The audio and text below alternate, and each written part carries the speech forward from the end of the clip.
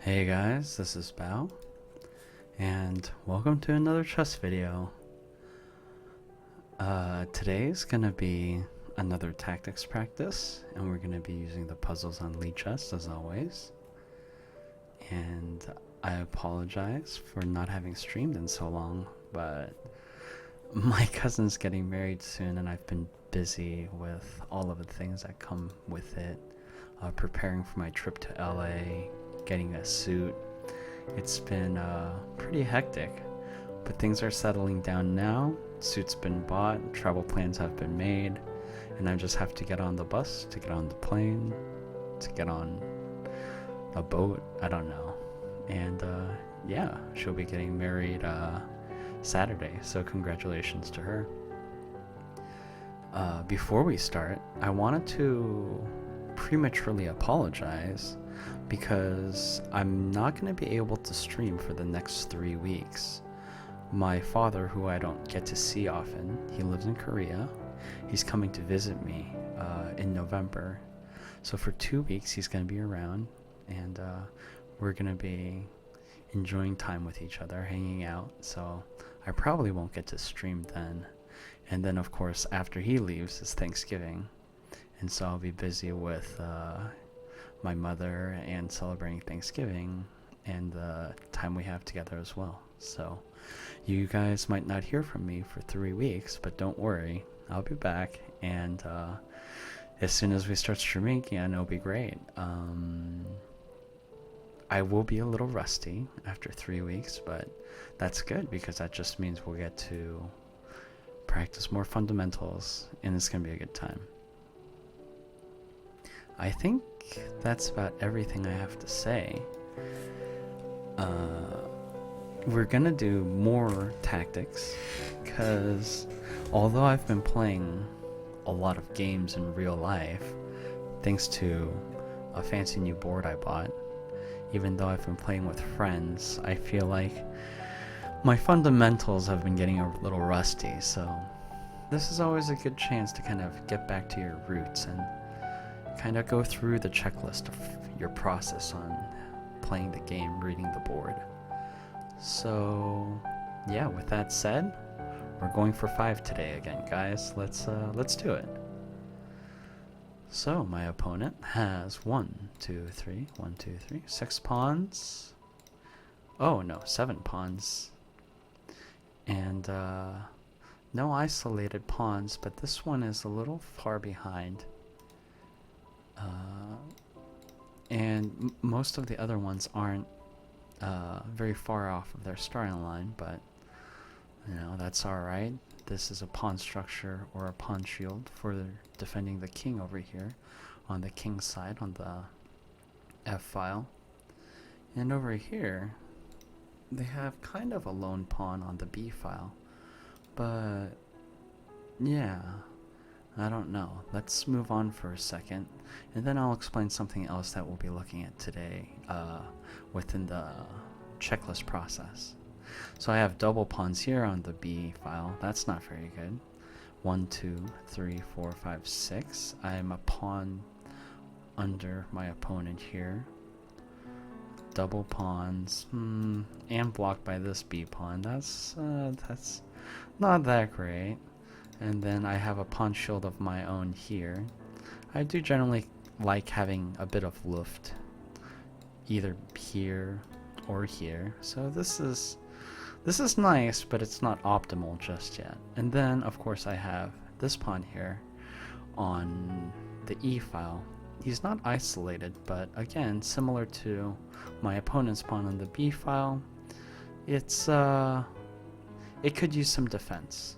And that's kind of what I want to move into here. Lately, I feel like my weakness has been on not picking up on hanging pieces, or just making bad trades, or being caught with my own pieces undefended. So before we move on from the pawn structures, let's just take a second to look at the pawns to see which pawns are undefended. The pawn on the A file is defended multiple times by the rook on A8 and the bishop on C8. That's great. The pawn on the b4 square doesn't look defended. Yes. So this could potentially be a free pawn in a game. So that's something to think about. Now this c-file pawn on c7, it's defended by a bishop and a queen. That's great. And then of course this pawn on the d-file, d6, is defended by his brother pawn over here. And that seems to be the only defense he has.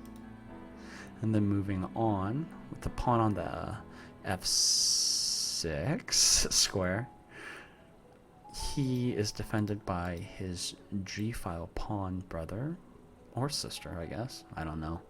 Do pawns have sexes? I'm not really sure. He's defended by, yeah, the g-file pawn as well as the rook on the f-file. So, bueno. And then moving on, we have the g and the h-file pawn both defended by the king. And anything else? No. That's it for them.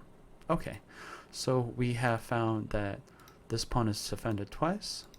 This pawn on the b-file is not defended at all, a hanging pawn. This pawn on the c-file on c7 is defended twice. Don't want to deal with him.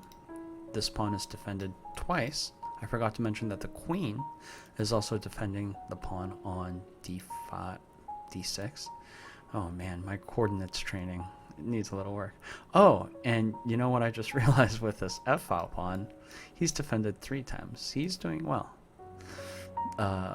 Besides this hanging pawn on b5, potentially good pawns to go after would be the g-file and the h-file pawn, g7 and h7, because they're only right now defended by the king.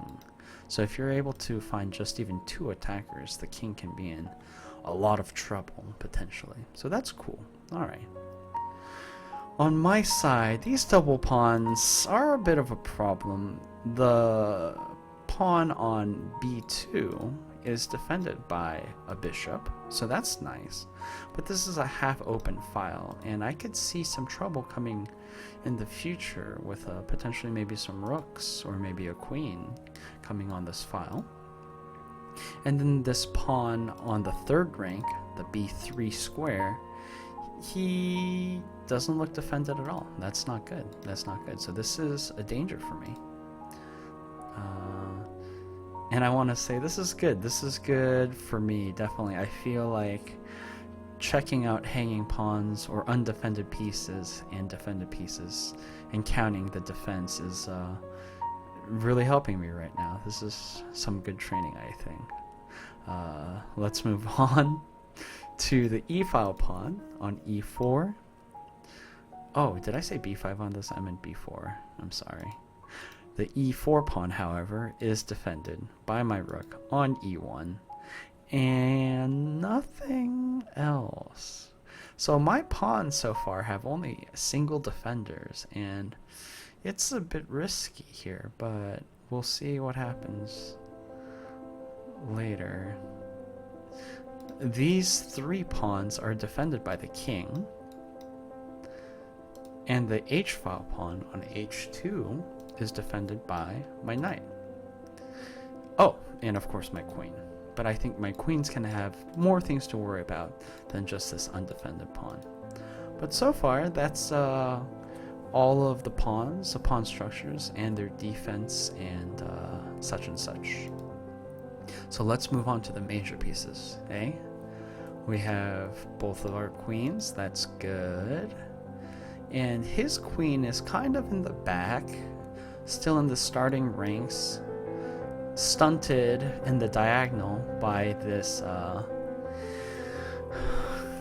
f6 pawn here, and then of course on the queen side by the c7 pawn. So that's not great, but he's also on or she's also on right next to a half open file with the rook nearby, so there could be some possible coordination that could go in to maybe starting a battery on my E file. However, the problem is, of course, if you want to do a battery, you probably don't want the queen in the front, especially when there's a rook on that same file. You want to start with your own rook, but that will mean it'll take 2 moves at least to get start the battery going, and then another move for the queen to get into that coordinated spot. So that's iffy. That's iffy so far. Meanwhile, on my side, my queen is in a bit of a more active role. However, stuck on the rim of the board.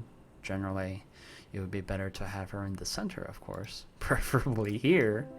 I mean, that looks amazing, but maybe that's the line. Move here, check, he moves. King moves over to h8, and then I take the rook on a8. In fact, yeah, that looks like the answer to this puzzle. So, but let's not get ahead of ourselves. As the old chess saying goes, find a good move and then find a better one. So we'll get back to that. But for now, let's just look at where my queen is. She's got good control of this diagonal here, which would be the h5 to e8. The h5 to e8 diagonal. And that's a strong diagonal in this play because it's one of the only other squares that the king can go to right now. So that's pretty good. If I had a white squared bishop, which I don't, this would be a really strong move, right? That would be really awesome. Sadly, I don't. So we'll just have to work with what we have. But yeah, being kind of on the rim is a weakness for my queen. However, she is controlling a very important rank for my opponent. That's his 4th rank or the 5th rank universal, and that's important. That's a good rank to be on, stopping a lot of movements from his minor pieces. But as always, they can coordinate between each other to kind of push forward. Alright, and let's look at some defenders for our queen. Even though we don't want to be trading the queen ever, it's always important to look to see if in a dire situation we do have some defenders. And I would say in that category, my opponent is in a better position. He at least has a direct rook to be able to defend his queen, whereas I am left a little empty. So I have to be careful of where I move to be able to bring my queen to safety, as well as perhaps have to find a way to defend some of my hanging pieces. Okay. And are there any prevalent attackers on my queens? Oh, that's the other thing I wanted to do with the pawns. I would say not really, no. Not at this time. This knight can't really go to very many useful squares to attack my queen.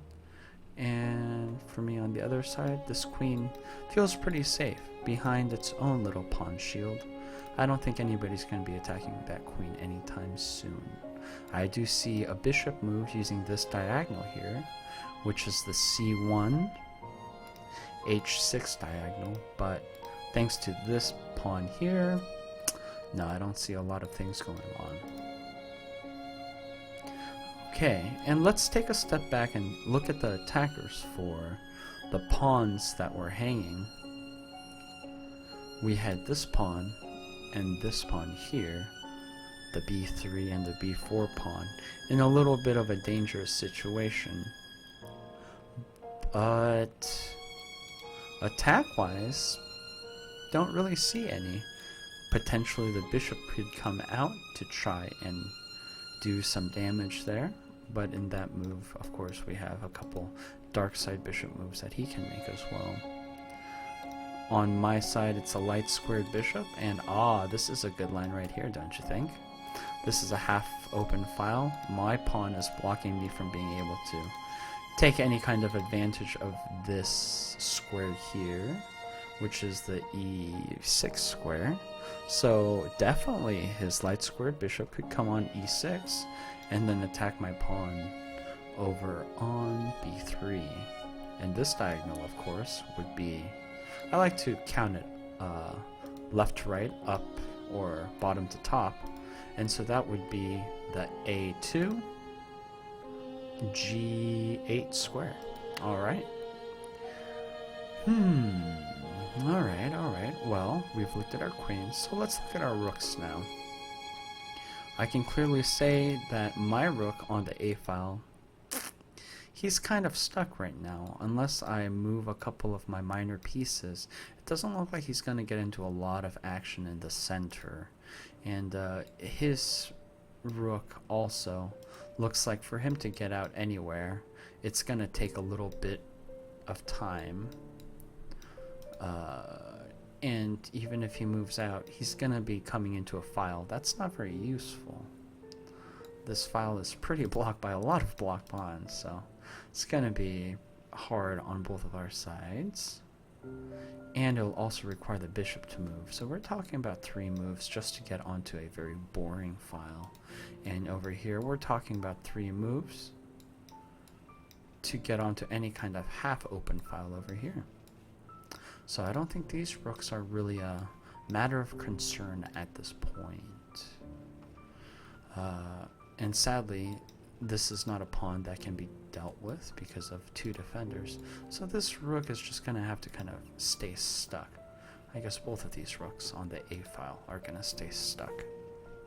Okay, moving on to the other 2 rooks, who are playing a more defensive and useful role. My rook is on a half-open file. That's really good, with a pawn that can probably get traded pretty quickly if he decides to move up to, let's say, e5, or maybe, let's say, this pawn moves up to d5, or this pawn moves up to a5, or f5, I'm sorry. But the chances of this pawn moving up to f5 are pretty low. If I was in my opponent's position, I would not want to be just throwing away parts of my pawn shield, opening up diagonals even further. Well, I mean, this diagonal is already open, so that is a problem. But yeah, I don't think throwing away the king side pawn just yet is the move that he would make. Between these 2 pawns, I would imagine that opening or forcing with this pawn would make more sense. However, this is another half-open file, and so it's only one move for my rook to be putting some pressure on his queen. However, this is kind of a defensive rook at this point. Both of them are kind of keeping our kings both safe, so I don't know how that's going to work out. Okay, moving on. Let's see here. We have some minor pieces on the board. I have 2. He seems to have 3. And he has both of the bishops. And the bishop pair is very strong in the, mid-game or open mid-game and the late game. So his light-squared bishop is in a pretty decent diagonal, I'd have to say. It's very open. There aren't a lot of things pressuring it.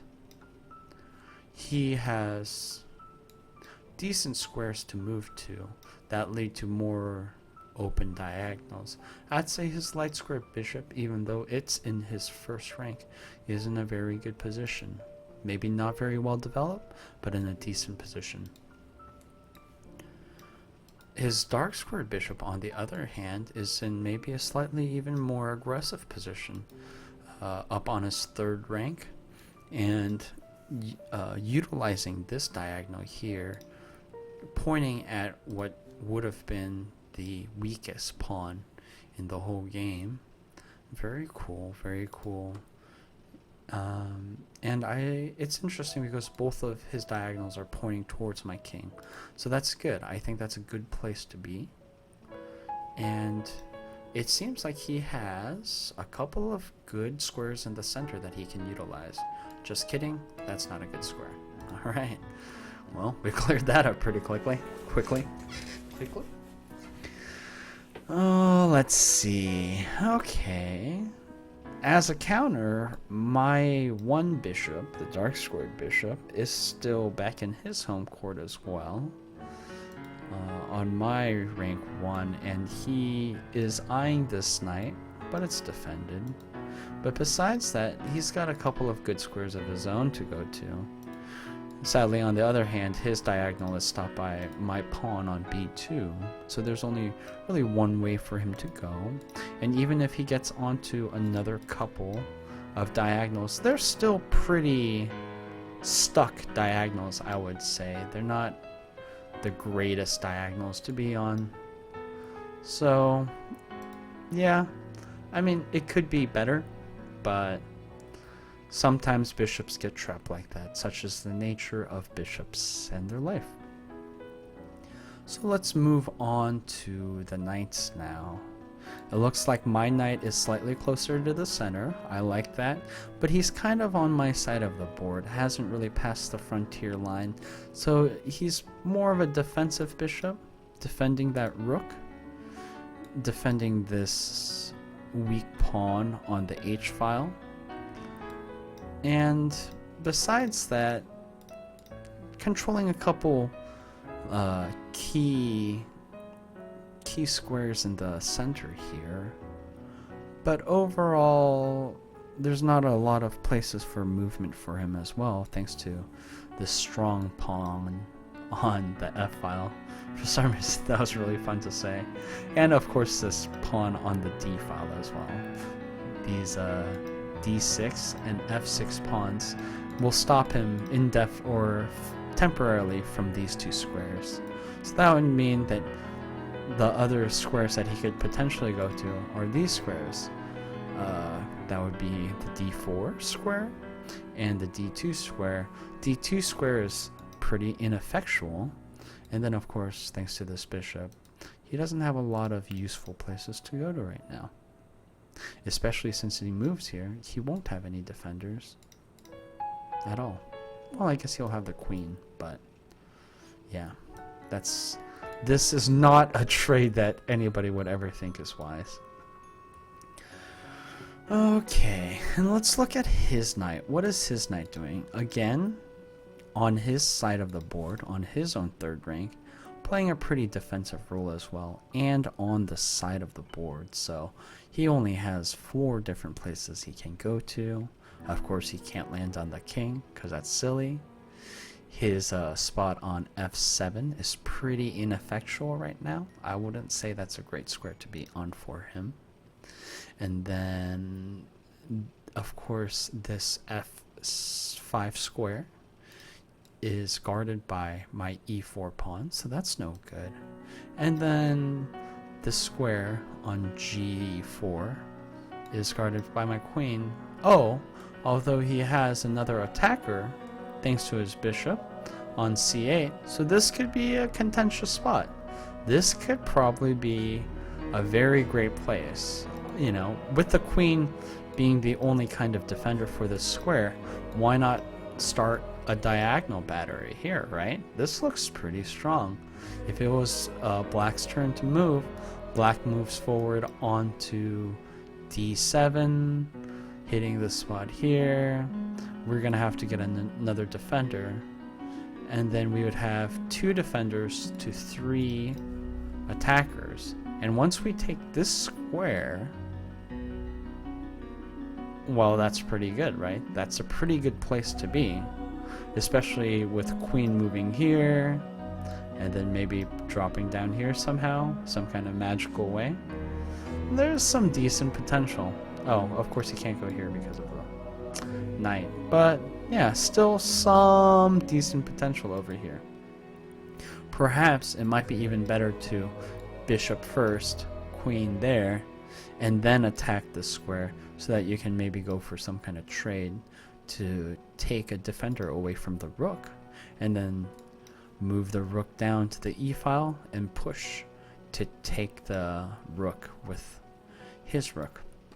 Those are all pretty decent potentials. I like those lines that my opponent has. Okay, so I think we've went over all the pieces. And we could go over more potential lines for just kind of non-forced tactical game ideas, but let's go for, of course, the tactical play here and see what we can get out. So the idea that we had originally, of course, was queen to d5, checking the king. At this point, he has a couple of moves to deny this. He could move the rook over to deny this square, or deny the diagonal with a square. He could also move his knight over to deny it, which may be the safer way to go. Potentially trading a minor piece is better than trading a major piece, of course. And then, of course, there's always the more passive idea of just moving his knight, moving his king onto h8, which isn't bad. It can potentially be bad sometimes if this rook did not have a defender, but thankfully in this scenario he has a defender with a queen, so the king would be freely able to move over there. So when I am blocked with my queen on d5, on the d5, or what is this diagonal? It's the a2 g8 diagonal. When that diagonal is blocked, I can then go for the, the h1 a8 diagonal and attack his pawn, or attack his rook on a8 that is completely undefended right now. And then I would be up a major piece, although I am down a pawn 1 point, so 5 point up, and then I'm down a minor piece, so I would be 2 points up, which is, a fine place to be after just 2 moves. So that's not a bad idea, but let's maybe look at some other potentials. I see something like this, but of course, as we've discussed, there doesn't seem to be any kind of defender for my queen when she moves over here.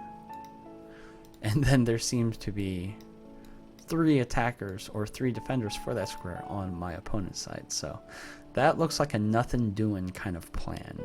Alright. A lot of my minor pieces are still far back. This knight isn't going to be helping out anytime soon. And my bishop, although he could take this, this is an interesting line. Let's look at this. The bishop could use this diagonal, which would be the c1 h6 diagonal, take the knight, maybe trade with the pawn, and then a check potentially with my queen back on the g4 square. However, the problem is I've traded minor pieces, the king moves out of the way, and from there, what kind of lines do I see? My queen can't move up to the g7 square to check the king because she has no defenders while she's on g7, so the king could just take. So that's not very good. And since I've already traded my long distance minor piece, and since my rook is behind my own pawn here, I don't see a lot of potential.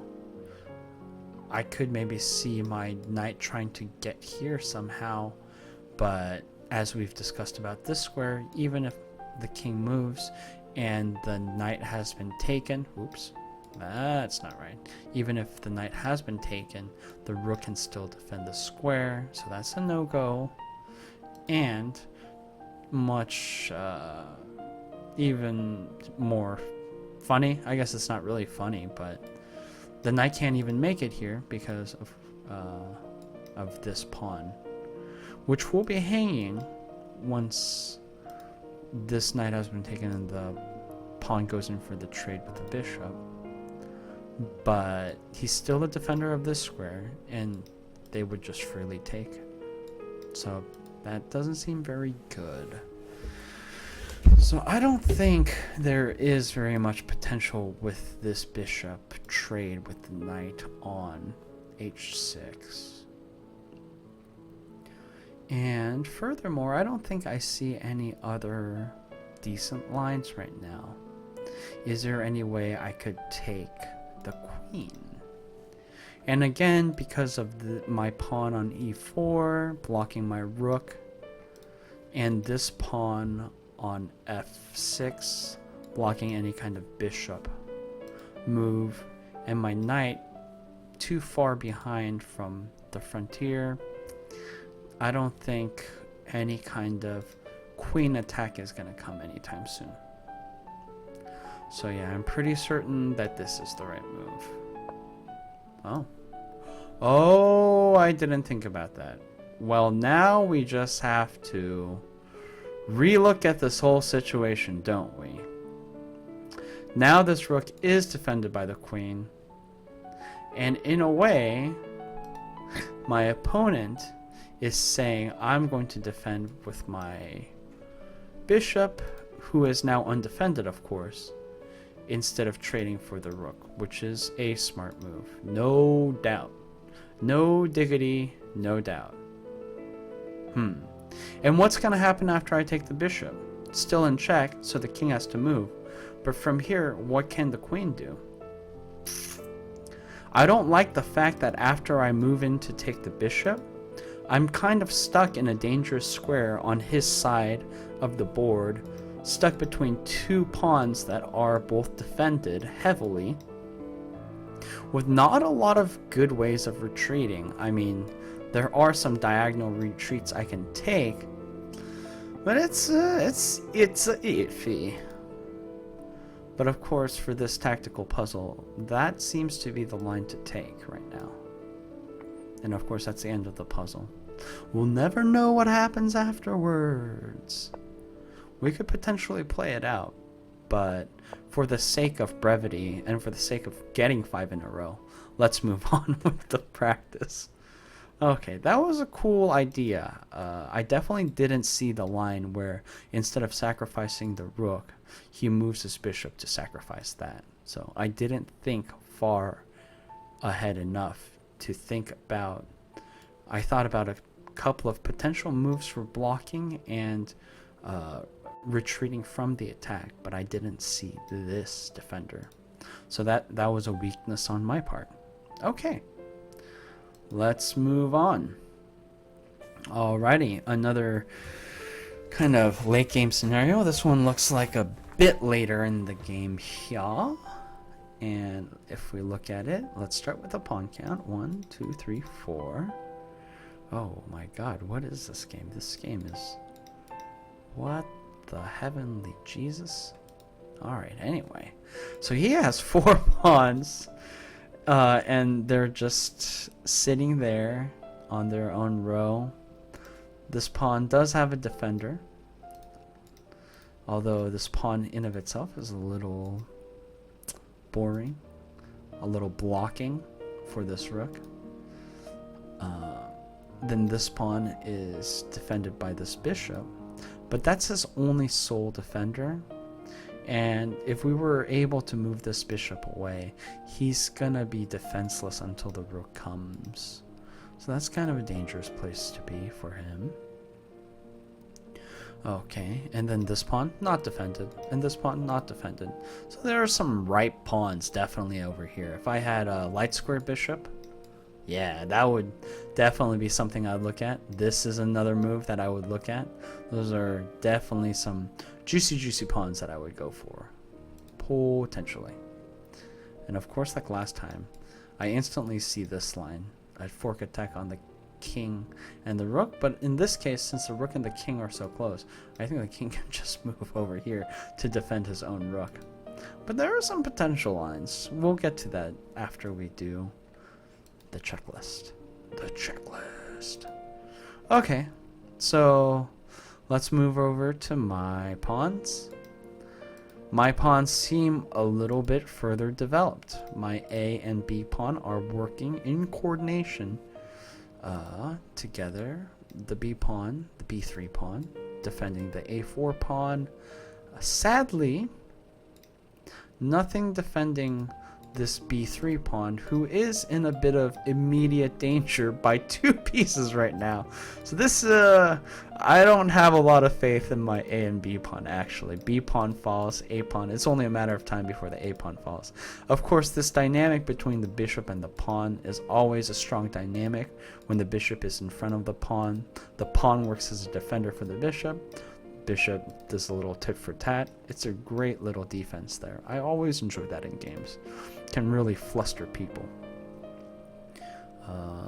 I'm sorry for all this spit swallowing tonight, which is kind of disgusting on close mic, but I think I'm thirsty. So maybe I'll take a break after this puzzle here, once we solve it, because we will.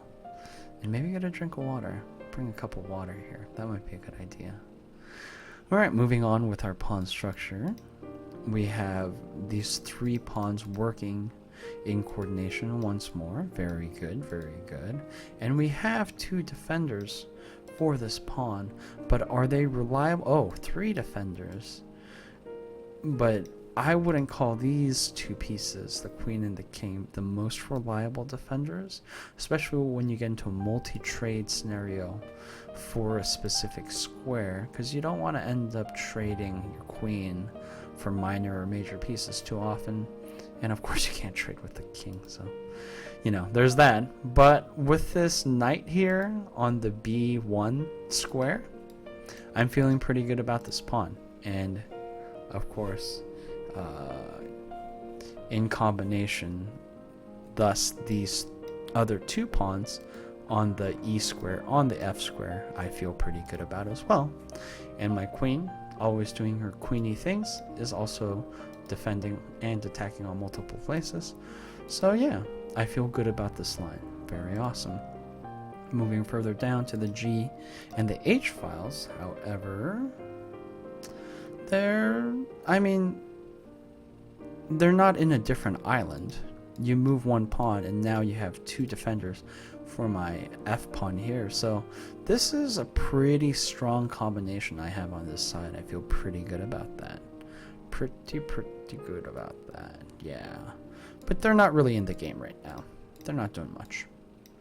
They're not even, you know, shielding for a king or anything like that.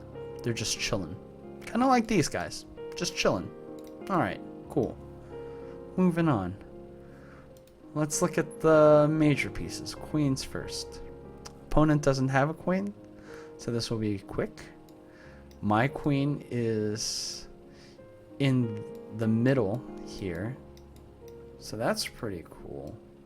I definitely enjoy that. She's not really in the center, but she's close, and she's holding some strong diagonals. She's doing some good work, putting some aggressive control onto my opponent's side, and I like that.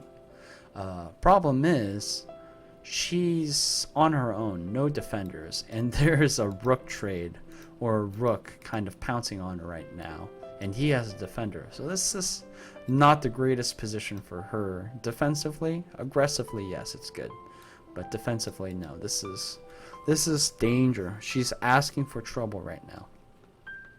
But of course, as we've seen, there are some potential lines that come into mind with this. So we'll get back to that later. That is the, I guess, benefit of being in an aggressive role. Yay. Other major pieces. Apparently my rooks have been taken by his knights. It's what it looks like. And my knights never left their home, which is very counterintuitive to anything that would actually happen in a real game. But that's very funny. That's very funny.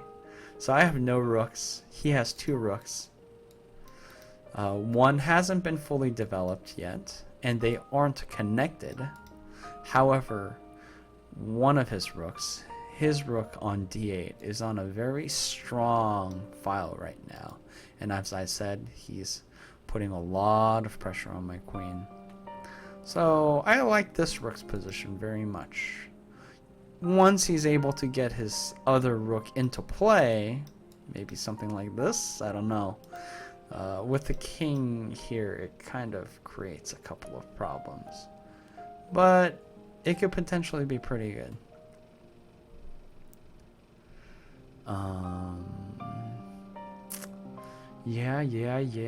Yeah. I guess we're moving on to the minor pieces then. Minor pieces wise, I have 1, 2, 3, and he also has 3. And we both have the light squared bishops. His is defended by a pawn, and it's on a pretty decent square with a lot of open space to utilize its diagonals. This being the, what is this, the A2 to G8 diagonal, and this being the H3 to C8 diagonal. Very powerful place, and it can go to a lot of squares. I guess this could be potentially dangerous, except the rook can just take if the queen decides to go for some shenanigans, so that's not a problem. Of course, this space is a no-go because of my pawn on b3 and my bishop on b5. Of course, as we've talked about, this pawn is not safe, and once this knight takes on b3 with no repercussion, then there would be one less defender for the c4 square. My bishop, on the other hand, has a very strong open diagonal. It's on its own. And what is this diagonal here? This would be the f1 a6 diagonal, f1 a6, and then this diagonal here would be the a4 e8 diagonal. So very cool. A lot of good open space. Potentially usable for something like bishop here, bishop on c6 to take the knight on a8. That could be pretty promising. And since the king is on a light square line, we could do something like that as well. So yeah, pretty decent bishop, I'd have to say. Both my bishop and my queen are very aggressive and really up in front with the king right now, which is a great place to be, I think. So that's cool. And then finally the knights, who are in a ridiculous situation. I probably will never see this in the game, and I may have seen this in a game when I played with my father when I was a wee young lad and I was playing like a silly boy. But yeah, his knights are in corners. If the rim makes the knight dim, then corners just makes the knight just not very good at all. Interestingly enough, however, his knight on a1 right now is perfectly safe, even if he decides to move out onto b3 or c2. There are no active pieces in his vicinity to get in his way, unless I do something like this, where I move the queen to c6 to take over the c file. He's gonna be able to move wherever he wants. And on the other side, I don't even know how his knight got in. Literally, that's pretty crazy. Because as soon as he got to either of these squares to get into the a8 square, you would have thought my pawn on h2. Did I say a8 here? That's completely wrong. This is the h1 square, I'm sorry. But yeah, you would have thought my pawn on h2 would have taken him on g3, or my king would have taken him on f2. So, mystery of mysteries, he somehow landed in here, and my rooks are gone. And then, of course, in the same vein, my knights are underdeveloped. One could say not developed at all, and they do hold some defensive positions. But in this game, it's really not worth writing home about. I guess one pawn is defended. Yay. That's about it. They're not very good bishops. They can be used as meat shields, however, for say if it was black's turn and the bishop decided to move on to h4 or g4, which isn't really an attack. For some reason I thought my king was here. That's embarrassing. But if his bishop did decide to come over here, my knight could come in to block any further movement, but that's not effective. That's less than effective. So yeah, let's just ignore these knights. Just ignore them for now. And let's start looking at lines. Okay. Line-wise, let's see. We are under pressure from the rook right now, so we either want to find some kind of force move to make him do something other than take my queen.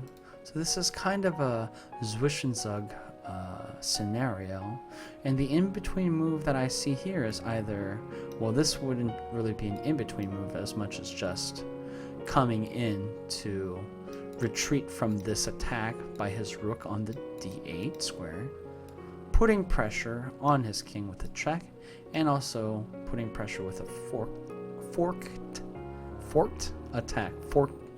Why is that suddenly so hard to say? Forked attack on his rook on a8 from the c6 square. So that's one potential. Of course, as I've stated, once the queen moves into check for the king and the forked attack, the king can just move over onto b8. But with no rooks or no dark squared bishops in play for me in this game here, I don't see any kind of forced check coming in very soon. No. Alright, let's look at another potential move. Bishop moving on to e6. a6, I mean. How is that? Bishop moves to a6. Check on king on c8. King's gonna have to move. What are the spaces he can actually move to? He can't move down to b7 because of the bishop, obviously. He can't move to these two dark squares because the queen is in his way. And he can't move on to this square. Wow, I just forgot that that was a d file. He can't move to d7 because, again, of the instant discovered queen check. He can't move here, he can't move there, he can't move there, and he can't move there. Well, there's not a lot of places for him to retreat then. So then he's going to have to find a way to block this attack, this diagonal attack.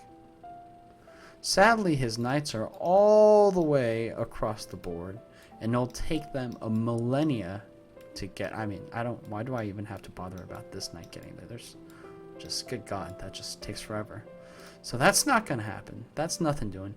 And sadly, his light square bishop would take at least 3 turns to get there, or to even get rid of this attack. It's going to take him 2 turns. This is starting to look a lot like checkmate.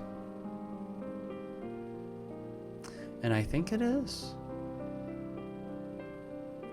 So let's just do the move and I'll get some water. Alright, that was fun. Very simple. I don't even know why I'm outputting. Alright guys, that was nice. I'm going to take a break for a second and get a drink of water. And then once I get back, we'll continue on with our training. And we're going for 3 more wins. 2 wins so far, 3 more wins, and I'll be a happy camper. Alright guys, I'll be back just in a second.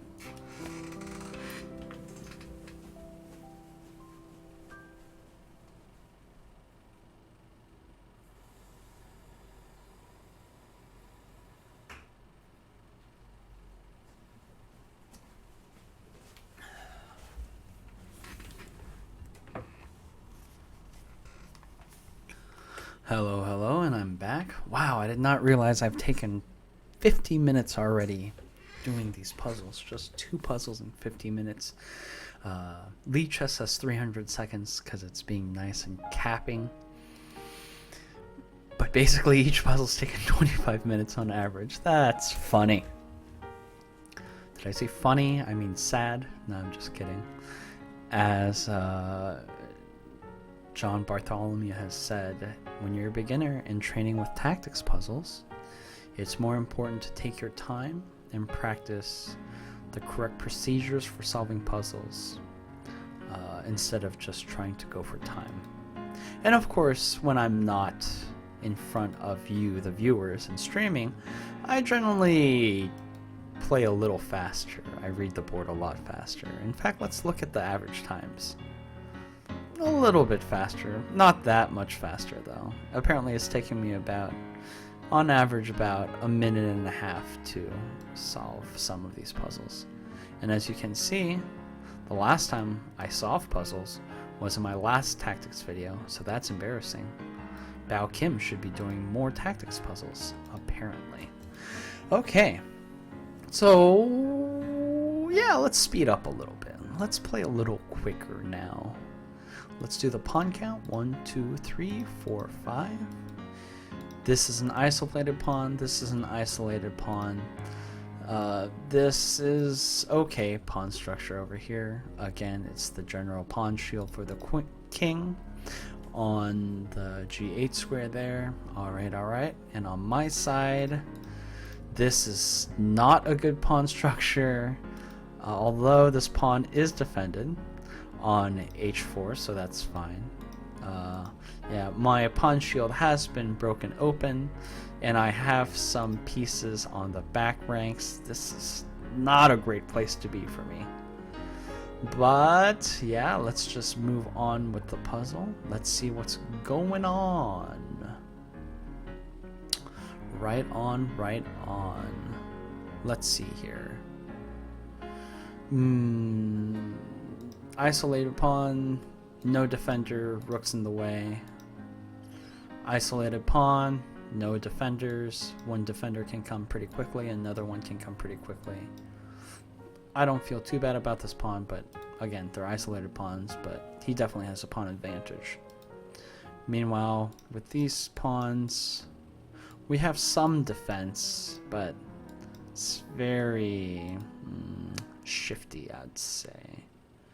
Moving on to the major pieces, his queen is getting ready to do some devious work. I mean, even if he had just one rook down here with the queen, that would force my king into dangerous positions that I would not necessarily want. Thankfully, once he pops out over here, there are some very strong pieces kind of holding control of that safety square. So I don't feel too bad about the position my king is in. I wouldn't say it's the safest, but it's not the most dangerous. Unlike him, where when the pawns in a straight up shield are quite powerful, once you get into the back ranks or the diagonals, that's not a real diagonal. Once you get into the diagonals, it can get very dangerous for the king. So king position wise for safety, even though he's got a lot of pieces on the back rank, I feel pretty good about my king right now. Rook wise, his two rooks are in decent position. I mean, I'd love to see this rook over here on the e file. Boom. Very open, very, dare I say, luxurious, I guess. And then his c file rook, again in a great position once the bishop moves out of the way. Yeah, these rooks could do a lot of damage. Of course, this being a pawn shield, if they move out into any other rank than the first rank, we can see a lot of potential dangers coming in with my queen or with my other rooks. Also, question, how the hell did this rook get in over here on the d7 square?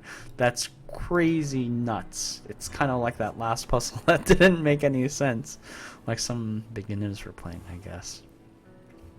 This rook, I guess it's controlling this second rank of my opponents, the 7th rank universal, but yes, it can take a pawn. Great, but it in of itself, it's in danger. And my other rook, I've already started seeing a potential line where queen check, King goes over there, check over here with my rook. I think that's a checkmate. So that's the line I see.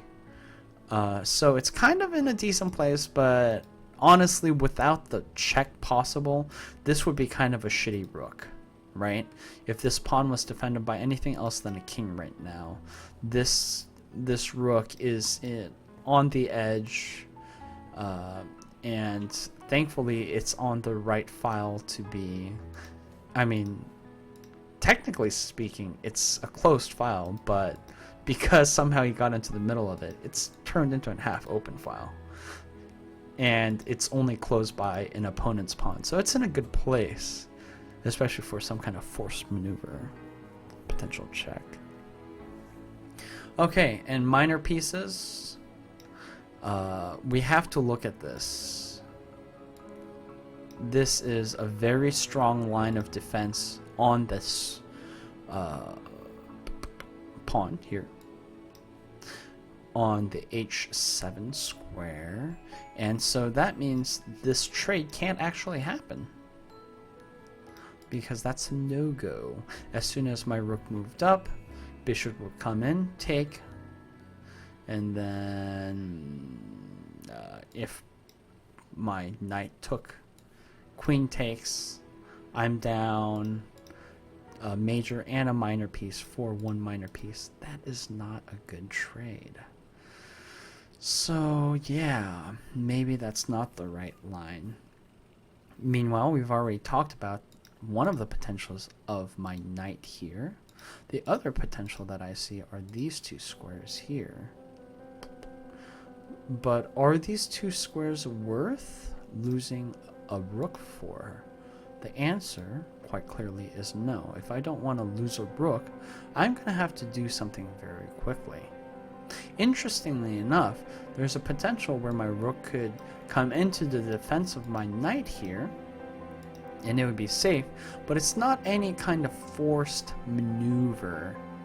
So I don't really see any great things going on.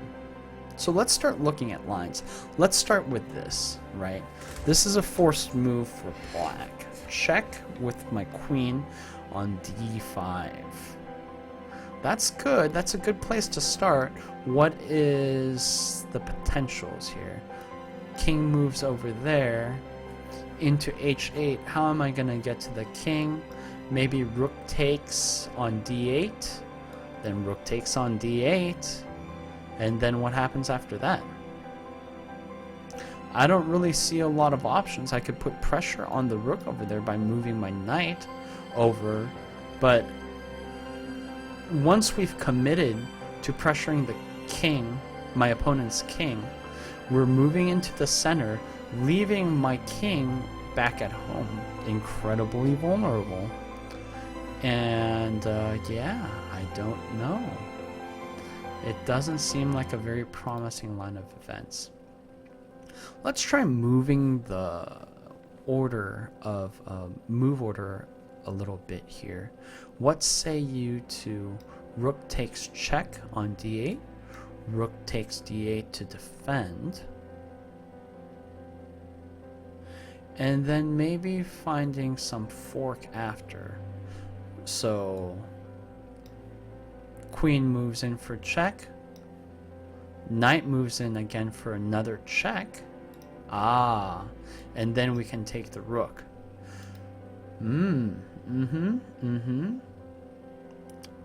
So then he would be down 2 rooks and I'd be down 1 rook. I mean, potentially even without that trade, we could just move the queen here for check, king moves over here, knight comes in for check, king has to come back from over here, and then take.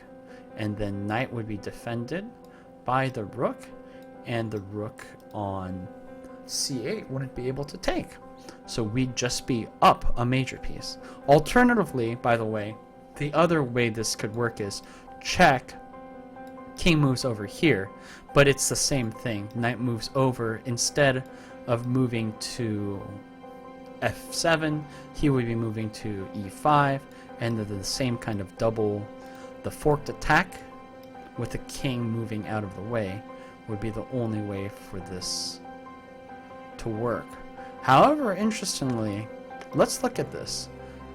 Queen moves on to d5 check.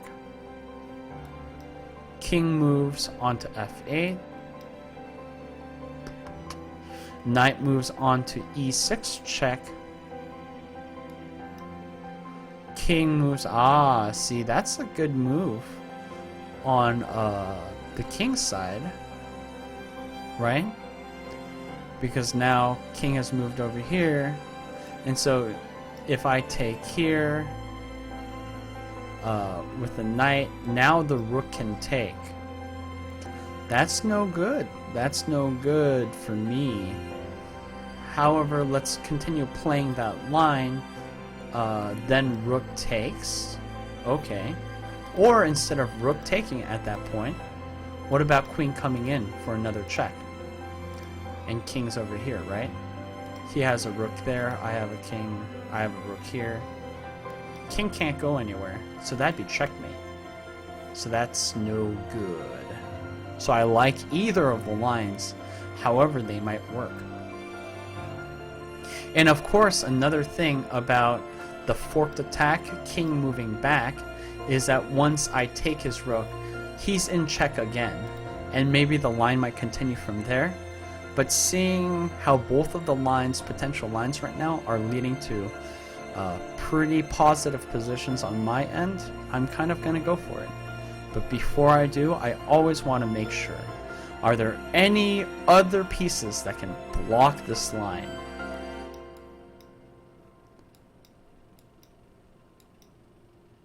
No. No, I don't see any other pieces getting in the way. So yeah, this has to be the right move. It has to be. Alright, he went for that way. Alright. Alright, alright. That's good. Let's check. And then I've taken. Oh! I was wrong.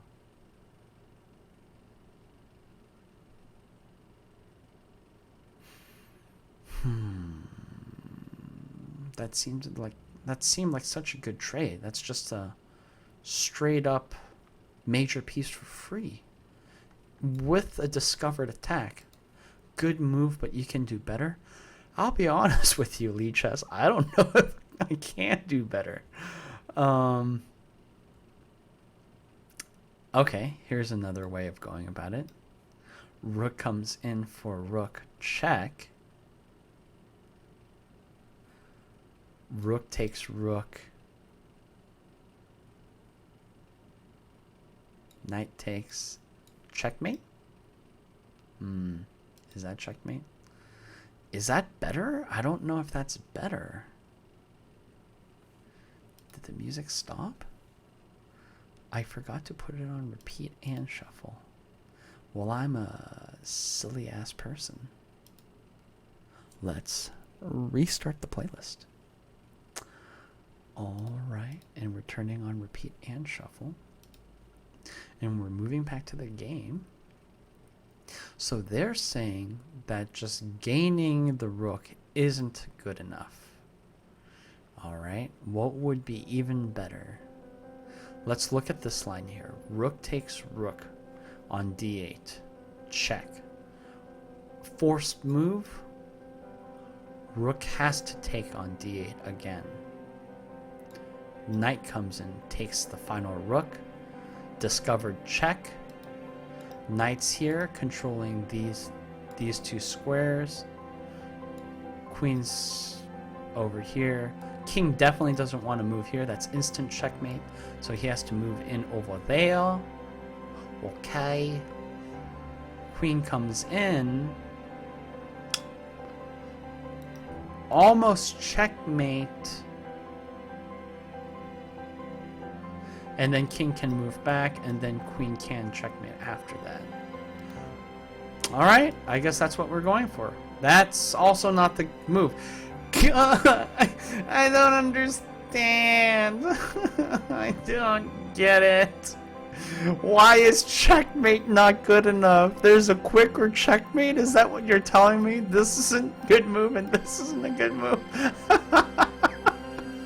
So basically what they're saying is whatever line that I took, this king is very, very fucked then. Alright, that's great. Cool. So, let's look at some other lines then. Holy cow. What other moves can lead to a quicker checkmate? This move is ineffectual. Oh god, it's times like these when we have to make sure not to be left clicking. This move is not very effectual. Or effectual? Is that the right word right now? Effective. That's the right word. Yeah, the rook taking the h7 pawn doesn't put him into checkmate. In fact, we start fearing about... I mean, he has enough pieces that it's not going to be stalemate, but it's not a very good move, I'd say. And then, of course, let's not forget the battery that's there. Is there some way that we can take his queen? Is that what's going on? Because I don't see it. I just don't see it. I just don't know. I don't know. Alright. Okay, so let's say the knight moves over here. That's a discovered check. He's going to have to move either back over to this side or this side. And then we can move the queen in thanks to our buddy here. But okay, let's say knight moves over here. King moves here. That's checkmate. Great. Yeah. But if he moves over here, king moves over here, that's kind of a waste of a move. And it's not a force move. Queen comes in. If rook takes, because he can, then... I mean, the queen's gonna have to force to take. And we're moving moves on not forced moves. And yeah, I guess this rook will be in danger, but queen can come up at this point. That's the thing. If these aren't continuously forced moves, the queen's gonna come into the fight, and it's gonna become a very dangerous fight to be in. Num num num num. I don't like it. I don't like that. Discovered. Check. And I don't see another... Ah, okay. Knight moves, discovered check. King moves over here. Rook takes, forced check. Rook takes. And then... I don't know. No. Yeah, no. I don't see it. Because I'd say queen to g8 for checkmate, but the rook's still alive. Rook would totally own me. Yeah.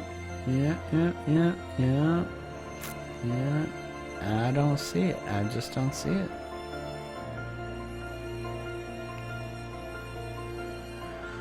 No.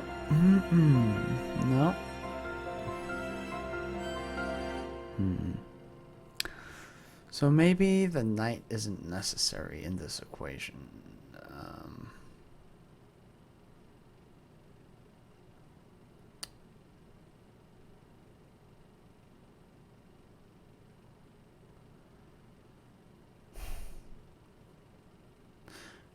The knight moved here, and then the king moved back.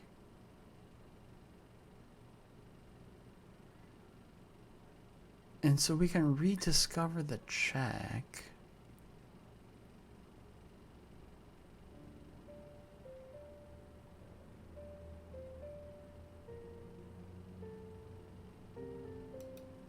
King moves. Knight takes. Rook takes. Queen takes.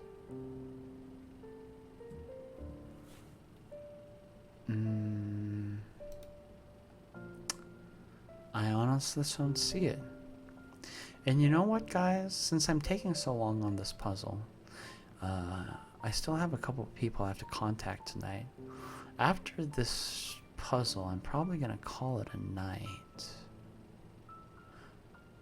But damn, it's hard to find the right line right now. I just clearly don't see what could be better than this trade. Either of the trades, really. One of them leads to a checkmate, and one of them is a huge amount of material for me. There has to be a faster checkmate that they're talking about, but I honestly don't see that checkmate right now.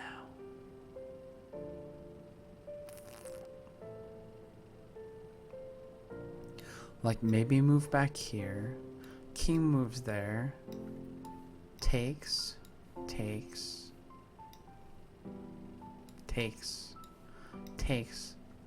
like I said previously, that's a bad line. That doesn't lead to anything good.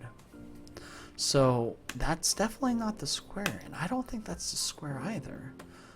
This was a good square apparently, but I could apparently do better. Maybe that is what they're hoping. King moves. But again, I can't go there instantly. I was about to do this and then this. But again, that's not checkmate. That's just me losing my queen.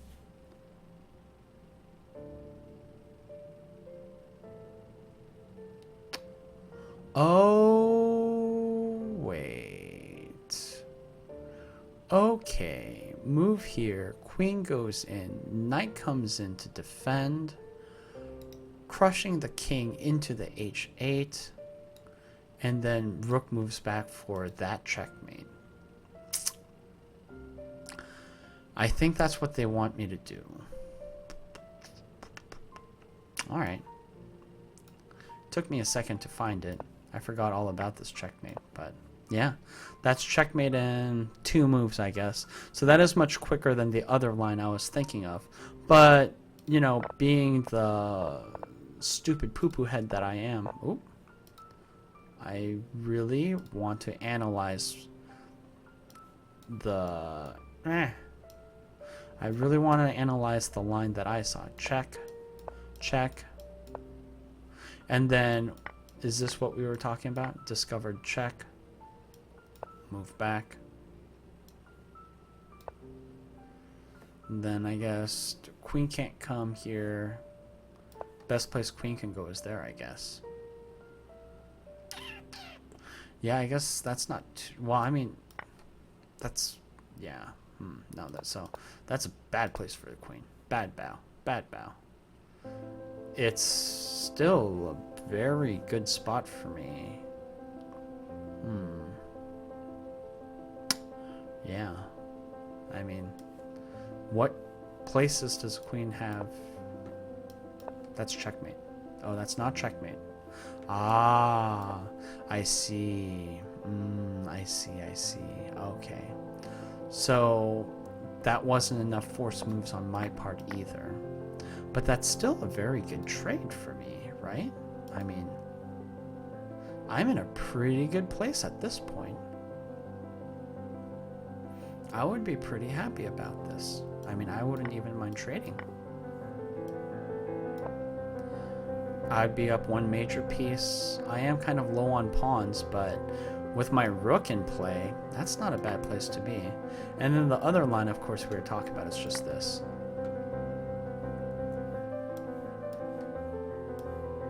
Oh, discovered check, right? Then we can just do it again.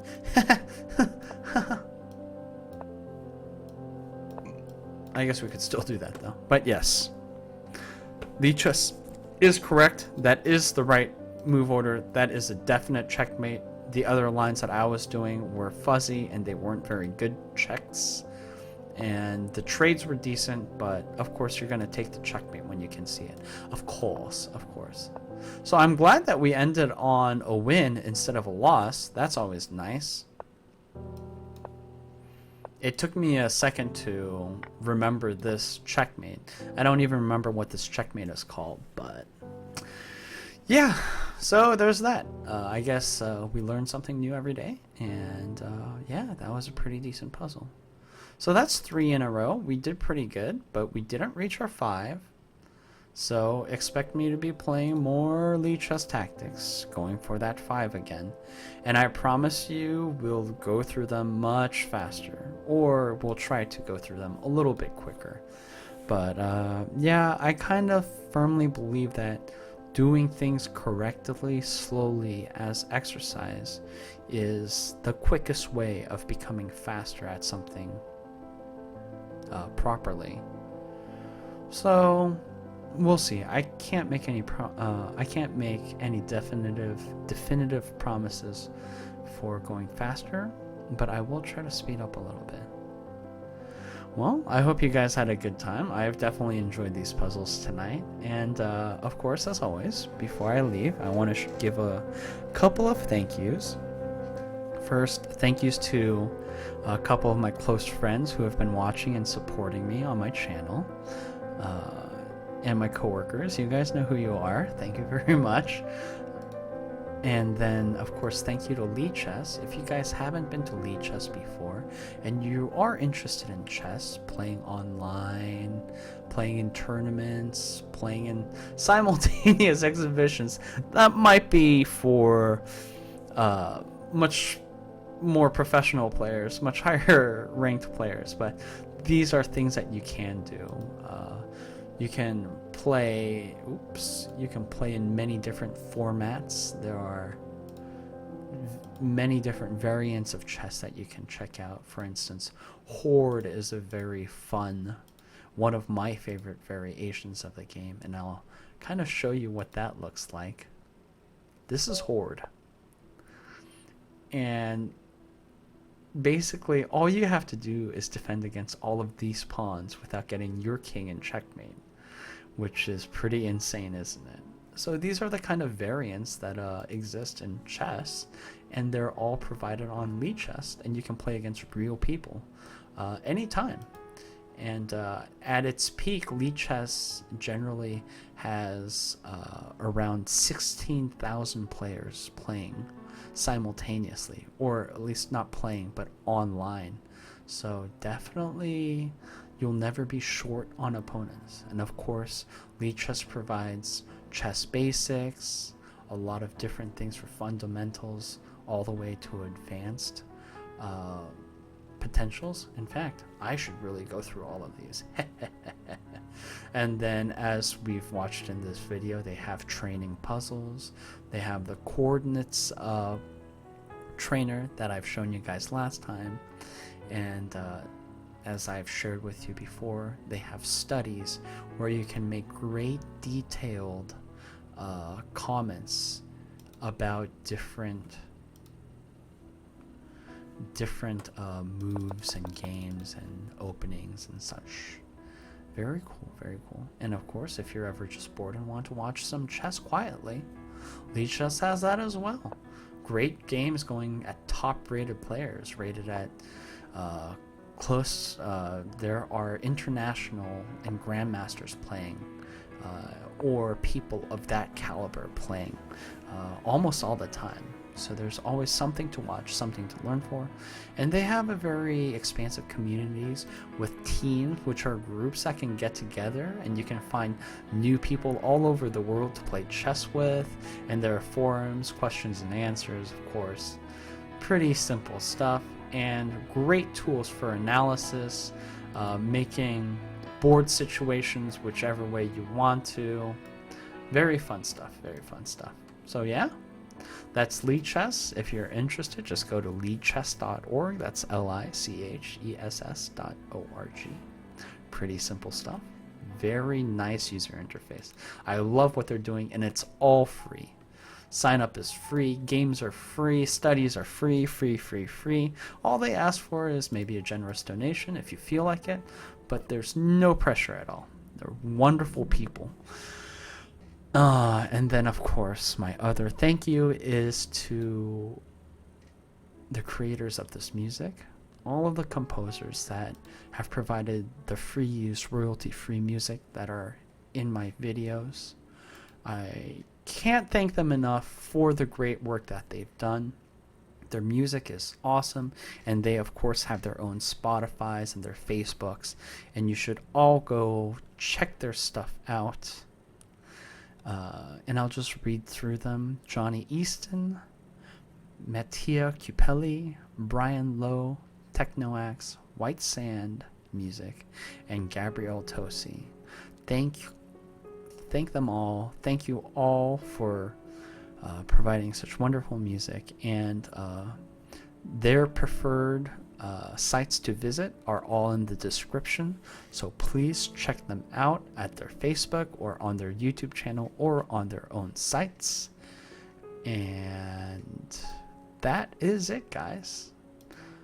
I won't see you guys for quite a long time, and I'm very sad that I won't get to see you guys or stream, but yeah, that's just how life works. And when I get back in a month, we'll get right back into it and start with the fundamentals all over again. And hopefully, meanwhile, while I'm playing by myself, I'll learn a couple more things. Maybe I'll get a little better, and when we come back, we can push forward again. All right? Talk to you guys later.